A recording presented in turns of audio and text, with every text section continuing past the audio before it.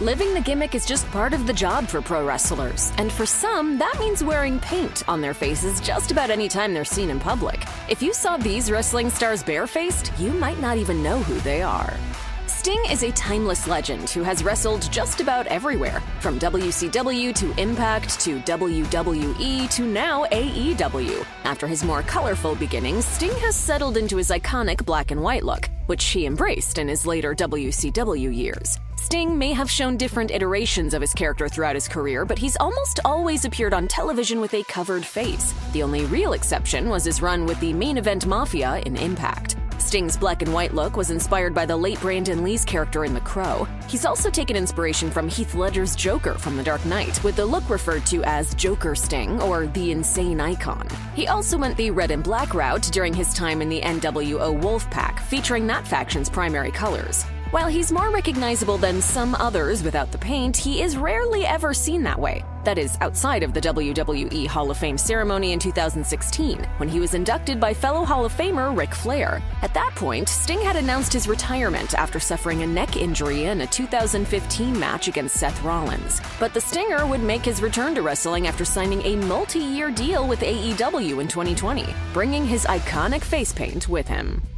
Dusty Rhodes' elder son Dustin is admittedly pretty easy to recognize now, but at one time fans had a hard time telling that the WWF's Goldust had gone by The Natural in WCW not too long before. Goldust was an eccentric, androgynous character who infuriated his opponents, as well as fans, with his antics. Rhodes has gone on record and said the character was so over the top he thought Vince McMahon was ribbing him with it. He explained that McMahon wanted the character to wear a wig and makeup, but it was Rhodes who came up with the idea to wear face paint. He had explained he was a fan of Sting, and that was his inspiration to do paint instead of regular makeup. We made it to where at the beginning it was just gold face, 2 black eyes, and black ears. It looked really out there. In 2023, Rhodes finally let someone else do his face paint, which he now wears on just half of his face. He explained via social media that he was always the one to do his own, and it was difficult trusting someone else. However, the cosmetologist he had been working with in AEW was fantastic in his eyes, and more than earned the honor.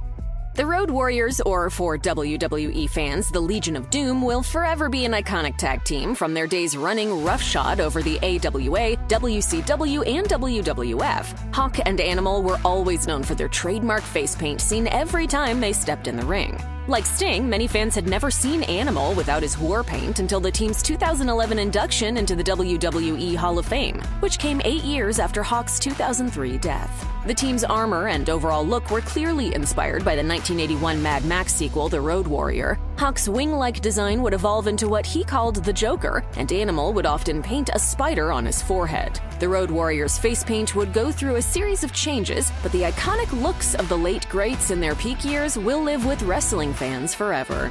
The Ultimate Warrior wore many iterations and styles of face paint throughout the years, but always wore some kind of makeup during his in-ring career, even during his early days tagging with Sting and his own movie-inspired team, the Blade Runners. The Warrior debuted in the WWF in 1987 and rose to fame quickly with his style almost straight out of a comic book. His face paint designs were always colorful and attention-grabbing as he stormed to the ring. His face paint became so popular that depictions of it are still sold today on everything from t-shirts to masks. The star was inducted into the WWE Hall of Fame in 2014 and delivered his acceptance speech without his iconic face paint. 2 days later on Raw, he delivered an in-ring promo wearing one of the masks with his face paint design. He died the following day, leaving fans with memories of his iconic looks over a tumultuous career.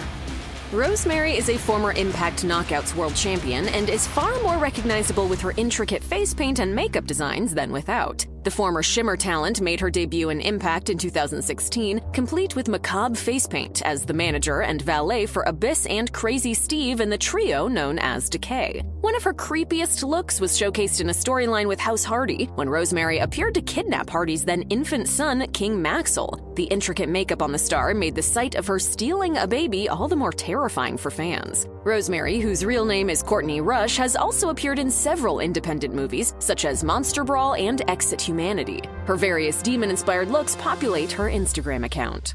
While there have been several performers who have portrayed Doink the Clown since the character's introduction, the most famous was Matt Bourne. Bourne served as Doink on and off starting in 1993, yet as Bruce Pitchard once told Steve Austin on his podcast, Bourne wasn't the person who came up with the Doink character, it was Hawk of the Road Warriors. Appearing in full clown makeup, Doink would often play tricks on other wrestlers, including Big Boss Man, Randy Savage, and Jerry the King Lawler, as well as on fans in attendance. Without the white face paint and green wig, you likely wouldn't be able to pick Bourne out of a crowd as the man behind Doink. Bourne passed away in 2013 at 55 years old. According to Cage Match, his final WWE appearance as Doink was during the 15th anniversary episode of Raw in 2007. He would continue to portray the character on indie shows throughout the year of his death. Very nice, very evil. That's how Danhausen describes himself, but we would also say that about his makeup. The AEW star is almost always in character, even in interviews outside of the ring. But in 2021, he spoke with Chris Van Vliet about the origins of his gimmick and appeared on camera barefaced. Danhausen created the painted gimmick when he was on the indie scene, and the face paint and silly antics have charmed fans across wrestling since. He explained that his kind of out-there character is actually more authentic than the fresh-faced Donovan Danhausen character he had previously been portraying. He explained he switched over to a horror-based character and donned the Pazuzu makeup from The Exorcist. And then I was like, well, this one's kind of cool. I'm going to try to morph it and make it my own thing. Complete with his black outfits and cape, Danhausen looks like a villain from an old-school horror film. The charm of the Danhausen character is that he's more funny than scary, but seeing him without the face paint can be jarring.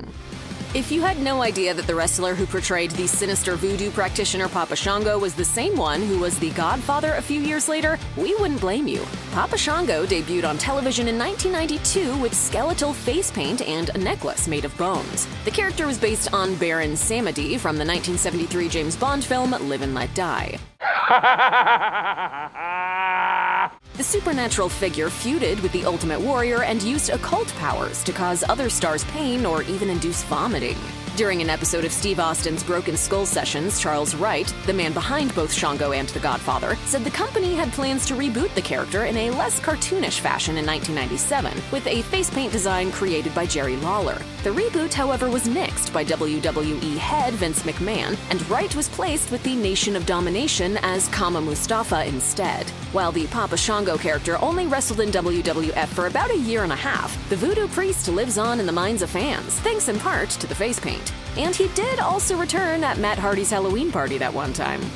Vampiro is one of the more notable spooky characters in wrestling history, portraying a pyromaniac vampire when he signed with WCW in 1998. Vampiro was a shock performer who took on the likes of Eddie Guerrero and aligned himself with the Insane Clown Posse, the Great Muta, and even the Kiss Demon in the Dark Carnival. Vampiro's origins were in Mexican lucha libre, where faces were often painted if a performer wasn't wrestling in a mask. The face paint, however, got him heat with Sting backstage in WCW, as Vampiro noted in a podcast interview. That led to a storyline feud between the face-painted men in 2000 during the New Blood era. Sadly, Vampiro never made the jump to WWE to scare a different audience of fans with his gothic look and pyromaniac ways. He told Wrestling Inc. in 2020 that Bruce Pritchard had impressed upon him that WWE had nothing for his character during the invasion angle. However, Vampiro harbored no ill feelings. He went on to appear on Lucha Underground and in Mexico's AAA promotion, going back to his roots. The Living Dead girl Abadon might be arguably the scariest wrestler in all of AEW thanks to the incredible makeup without which they are rarely seen. There are a few photos circulating the internet of the former indie star, but their Instagram remains in character to show off their most intricate and terrifying looks throughout the years. In any photos or videos of Abadon training in the ring, their face is hidden with emojis or other clever tricks to keep kayfabe alive. Abadon made their AEW debut on an episode of Dark in 2020 and appeared on their first episode of Dynamite that summer. While Abadon is not too often seen on AEW television now, they are seen even less without their horror movie-esque makeup that has stricken fear into the hearts of their opponents since their time training in Rocky Mountain Pro Academy. Portrayed by Martin Wright, no relation to Charles, the Boogeyman made his WWE debut on an October 2005 episode of SmackDown just in time for Halloween, which was appropriate because his terrifying makeup would fit right into a spooky movie. He'd often put worms in his mouth to complete the grotesque look while claiming he was coming to getcha. On an episode of the Stories with Briscoe and Bradshaw podcast in 2022, still wearing the makeup despite not being in character, Wright said the terrifying look developed overnight but also evolved to have quite a bit of significance. Everything that I put on my face is a meaning. He said the tree on his forehead is the tree of life, and the red on his cheeks is for the blood he's shed, among other things. Wright said the process of getting into the makeup took at least 3 hours. When Wright posted a photo of himself ringside without makeup during an episode of SmackDown in September 2023, he was completely unrecognizable. The difference between the Boogeyman character and Wright's natural look might be the biggest ever when it comes to makeup or face paint in wrestling history. Wright still has a Legends contract with WWE, so his terrifying Boogeyman is likely to show up again when you least expect it.